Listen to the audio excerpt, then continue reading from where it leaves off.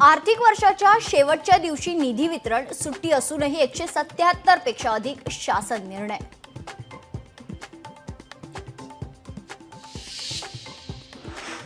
LPG cylinder स्वस्त, नवरात्रीत ग्राहकांना दिलासा। व्यावसायिक एलपीजी सिलेंडरच्या किमतीत 41 रुपयांची घट।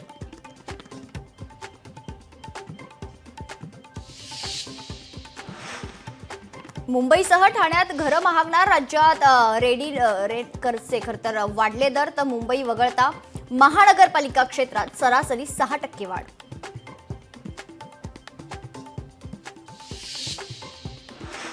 मुंबईकरांना कचरा शुल्क लागू होणार। 100 रुपयांपासून 7,500 रुपयांपर्यंत आकारणीचा मसुदा। मसुद्यावर नागरिकांकडून सूचना, हरकती मागवल्या।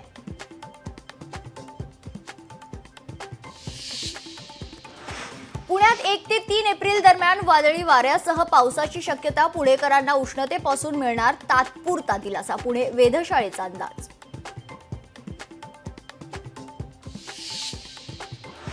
एक्सप्रेसचे वेळापत्रक कोलमडले। पुणे हावडा रेल्वे 12 दिवस राहणार बंद, त्यामुळे प्रवाशांची गैरसोय होणार।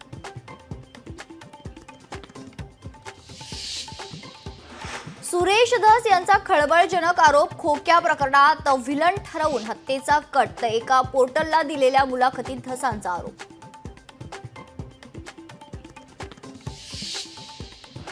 आजपासून कांदा निर्यात शुल्क शून्यावर। कांद्याला किती भाव मिळणार याकडे लक्ष। 8 दिवसांपूर्वी निर्यात शुल्क रद्द करण्याची केंद्राची घोषणा।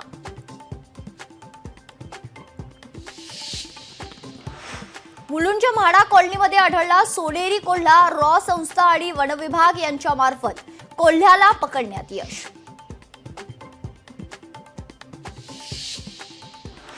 लाखो भाविकांच्या उपस्थितीत नागेवाडीत पार पडला बगाड पळवण्याचा सोहळा। नागनाथ देवाच्या यात्रेनिमित्ताने बगाड पळवण्याची ऐतिहासिक परंपरा।